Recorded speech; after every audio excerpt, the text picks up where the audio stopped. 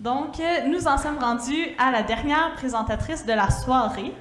Alors, c'est Juliane Béliveau qui est présentement au doctorat en psychologie, profil clinique, qui s'intéresse à la transmission des valeurs féministes de mère en fille et le lien avec comment les adolescentes se sentent bien dans leur corps. Donc, je vous invite à accueillir Juliane qui va vous présenter présentation.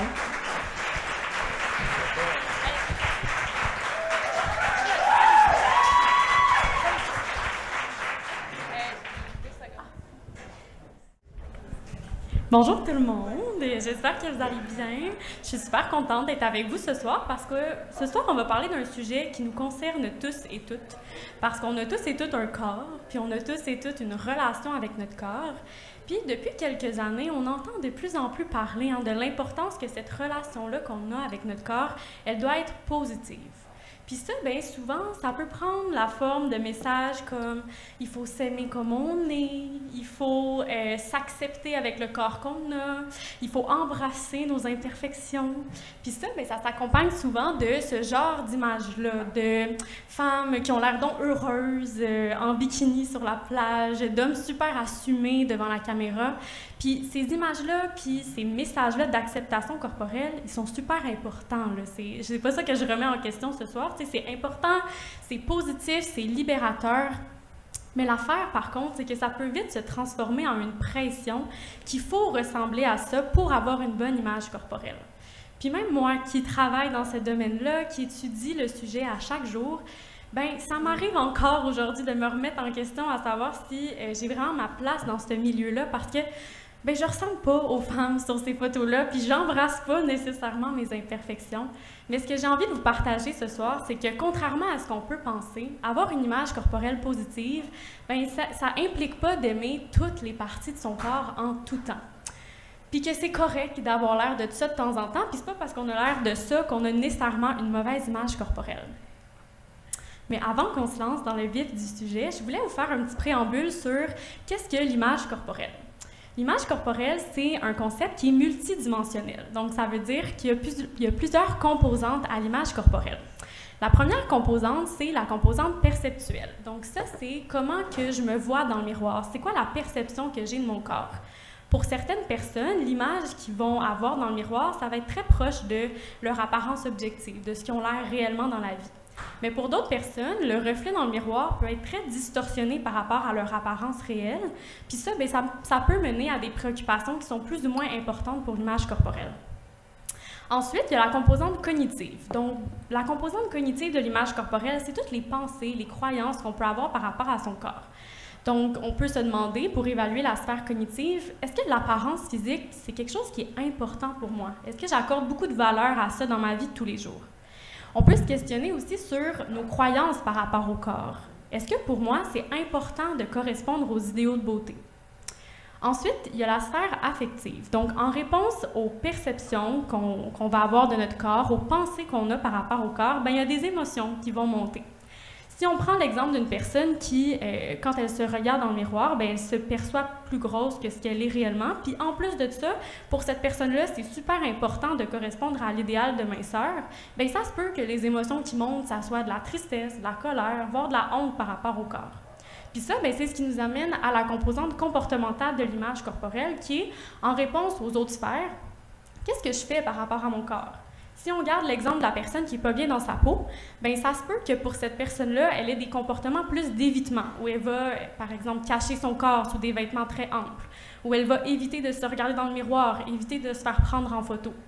À l'inverse, si j'ai une personne qui est bien dans sa peau, bien, pour cette personne-là, ça se peut qu'elle ait des comportements plus positifs par rapport à son corps, où elle va prendre soin de son corps, être à l'écoute de ses besoins, nourrir son corps à sa faim, par exemple.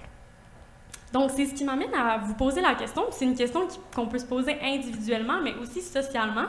Est-ce qu'on a tendance à voir notre corps plus comme une image? Est-ce que notre corps, pour nous, il existe pour être vu, pour être modifié, pour être critiqué, apprécié, admiré?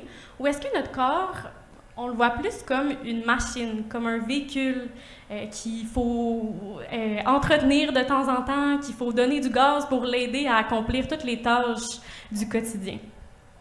Donc, c'est de se demander, est-ce que dans notre vie de tous les jours, on a plus tendance à être dans la satisfaction corporelle, donc être satisfait ou non de l'apparence physique de notre corps, ou est-ce qu'on a tendance à être plus dans l'appréciation corporelle, dans l'appréciation puis la gratitude de tout ce que notre corps nous permet d'accomplir?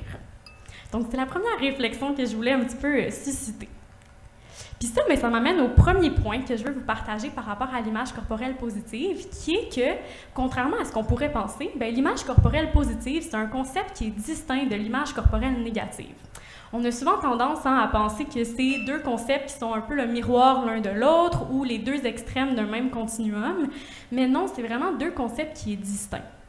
Puis ça, ça fait en sorte qu'on peut à la fois éprouver une certaine insatisfaction par rapport à une partie de notre corps et en même temps être capable d'apprécier puis de respecter ce que notre corps nous permet de faire. Fait que pour illustrer un petit peu ce dernier propos-là, j'ai envie de vous amener avec moi dans un exemple. Donc, imaginez-vous, vous êtes en randonnée avec vos amis, puis c'est l'été, il fait chaud, vous êtes en short, puis vos cuisses, c'est pas nécessairement la partie de votre corps que vous aimez le plus, soit parce que vous les trouvez trop grosses, trop petites, peu importe. Puis là, vous êtes en randonnée, puis vous montez la montagne, puis là, vous les voyez, vos cuisses dans vos shorts, puis sont toutes suantes, puis mon Dieu que c'est pas la partie de mon corps dont je suis la plus satisfaite. Mais à un moment donné, vous réalisez que, hey, si c'était pas de mes cuisses, là, je serais pas en train de faire la randonnée avec mes amis en ce moment. Puis si c'était pas de la force que mes cuisses ont, je serais pas en train de monter la partie la plus abrupte de la randonnée pour voir le magnifique paysage au sommet avec ma gang d'amis. Fait que c'est la première, c'est ça, c'est comme une réflexion que j'ai envie de semer, que, on peut être insatisfait d'une partie de notre corps, mais en même temps être reconnaissant pour ce que cette partie de notre corps-là nous permet de faire. Donc là, on pourrait se demander, concrètement, c'est quoi, l'image corporelle positive? L'image corporelle positive, c'est d'adopter des attitudes qui sont positives à l'égard de son corps. Donc, on vient d'en parler un petit peu. Une première attitude positive, c'est d'être dans l'appréciation de ce que notre corps nous permet de faire, de ce que notre corps nous permet d'accomplir au quotidien. Puis ça peut prendre la forme de « Hey, mon ventre, là, c'est peut-être pas la partie de mon corps que j'aime le plus, mais mon ventre, il m'a permis de porter mon bébé puis de donner la vie. » C'est pas fou quand même. Notre corps, l'escalade, je l'avoue, là, je fais de l'escalade un peu pour avoir ma petite paire d'abdos, mais je ne l'ai pas, ma paire d'abdos, elle apparaît pas. Mais c'est pas grave, mes abdos, c'est quand même ça qui me permet de faire de l'escalade avec mes amis. Une autre attitude positive par rapport à son corps, c'est d'être en mesure d'éprouver de l'amour pour son corps puis d'en prendre soin. Là, vite de même, cette phrase-là, on peut se dire qu'elle ne veut pas dire grand-chose, mais j'ai envie de l'illustrer par un exemple. On dirait que cette phrase-là, pour moi, ça me fait penser un peu à un parent avec son enfant. L'enfant, il a des besoins, le parent, il l'aime, il veut répondre aux besoins de son enfant. Des fois, c'est pas toujours clair qu'est-ce que son enfant a de besoin, mais le parent, il va essayer d'y répondre au meilleur de sa capacité. Puis c'est ça, éprouver de l'amour, puis prendre soin de quelqu'un ici, de son corps. Donc ça peut prendre la forme de « j'ai une grosse journée au travail, j'ai passé la journée assis derrière mon bureau, puis je reviens chez nous, puis j'ai comme des fourmis là, dans les jambes. Ça se peut que mon corps ait besoin de bouger, puis c'est pour ça que je vais aller prendre une marche ou je vais aller faire un petit jogging, parce que j'écoute les besoins de mon corps, puis je vais essayer d'y répondre. » Éprouver de l'amour pour son corps, en prendre soin, ça implique aussi de porter des vêtements dans lesquels je me sens bien, dans lesquels je suis confortable. Puis porter des vêtements dans lesquels je suis confortable, dans lesquels je suis bien, ça implique aussi, c'est correct de porter des vêtements qui nous font sentir bien puis qui mettent en valeur les caractéristiques de notre corps qu'on aime. Parce que l'image corporelle positive, ça implique pas de nier que notre corps a une apparence physique. Puis là, c'est pour ça que je veux vous amener un peu avec l'icône du maquillage. On associe souvent le maquillage à quelque chose de négatif pour l'image corporelle. Mais moi, là, à chaque jour, je me mets un petit peu de mascara parce que mes yeux, c'est la partie de mon corps que j'aime. Je trouve que mes yeux, c'est une caractéristique qui est unique de mon corps, puis j'ai envie de mettre ça en valeur. Puis c'est pour ça, que j'essaie du mieux que je peux de mettre cette caractéristique unique-là en valeur. Ensuite, une autre attitude positive qu'on peut développer à l'égard de son corps, c'est d'élargir notre conception de la beauté. Ça, je pense pas que c'est une surprise pour tout le monde. On en entend quand même de plus en plus parler dans les dernières années de l'importance de s'exposer à la diversité corporelle, de voir du beau dans des corps qui sont différents des idéaux de beauté. Donc là, je vous ai mis des petites images, des petits comptes Instagram que vous pouvez suivre pour vous exposer à la diversité corporelle, mais élargir sa conception de la beauté, là. C'est oui, s'exposer à la diversité corporelle, mais c'est aussi de voir du beau dans autre chose que des corps. Puis ça, on se le fait pas souvent dire, mais c'est important. Suivez des comptes sur les réseaux sociaux de voyages, d'animaux, de cuisine, d'architecture. Il y a du beau dans autre chose que le corps humain. Puis ça, les études le démontrent. Sur les réseaux sociaux, moins on s'expose à des corps, bien meilleure est notre image corporelle. Puis là, tu sais, c'est bien beau avoir des attitudes positives à l'égard de son corps, mais veut pas, il y a des facteurs externes, il y a des facteurs sociaux qui gravitent autour de nous, qui peuvent menacer notre image corporelle. Puis l'image corporelle positive, ça implique aussi de développer, en fait, de filtrer l'information d'une manière qui est protectrice pour l'image corporelle. Puis moi, c'est un petit peu ça que mon projet d'essai doctoral où il vient s'insérer. En fait, c'est que nous, on a l'hypothèse que d'avoir une identité qui est féministe, d'avoir des valeurs féministes, ben ça pourrait peut-être contribuer à protéger l'image corporelle. Donc, tu sais, c'est pas un secret pour personne, je pense, là, tu sais, oui, les insatisfactions corporelles, les préoccupations corporelles, ça touche les personnes de tous les genres, mais la société est quand même particulièrement exigeante et critique par rapport à l'apparence physique des femmes. Le corps des femmes va souvent être objectifié, va être vu comme quelque chose, justement, qui existe pour être désiré, pour représenter la féminité. Donc, d'avoir une identité féministe, bien, ça peut aider à filtrer, justement, puis à nous protéger des messages de la culture des diètes, de l'objectification du corps, des idéaux de beauté, de la pression que les médias vont exercer sur nous.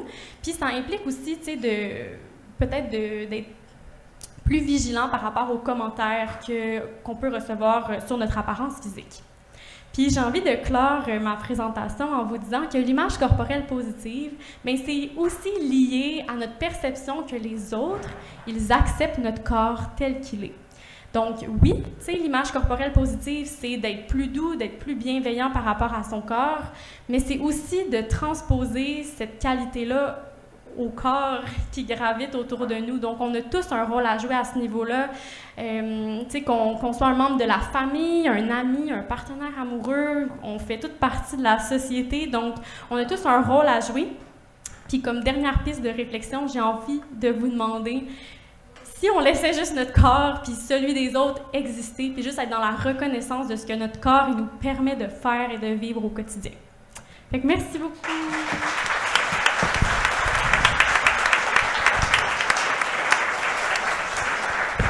Puis j'ai laissé un petit code QR si jamais vous connaissez des mères, des ados qui ont envie de participer à une étude sur le féministe.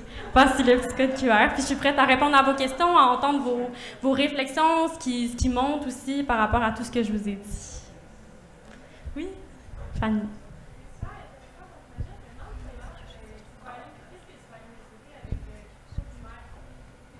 Oui, dans le fond, la question, c'est de savoir, tu sais, dans mon étude, c'est quoi, dans le fond, les variables, qu'est-ce qu'on va mesurer.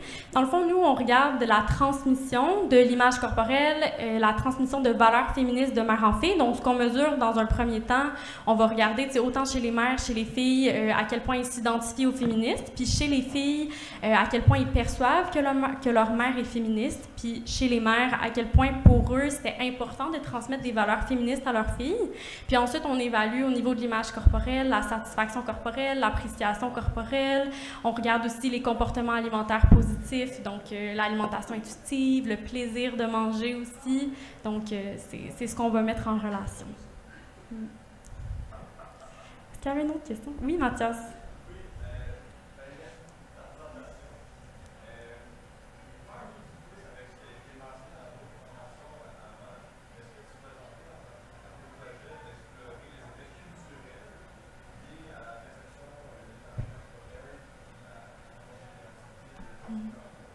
Oui, mais c'est vraiment une bonne question. La question, en fait, c'est si je vais mesurer l'aspect comme culturel en interaction avec l'image corporelle puis les valeurs féministes. C'est vraiment une bonne question parce que c'est vrai, tu sais, que l'image corporelle, c'est vraiment un concept qui est intersectionnel. Là. Ça va varier d'une culture à l'autre, d'un genre à l'autre, etc.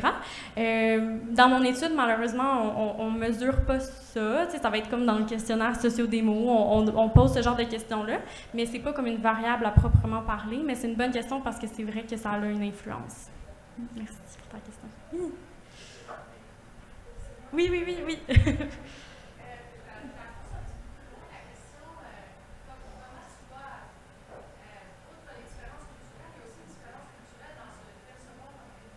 Oui.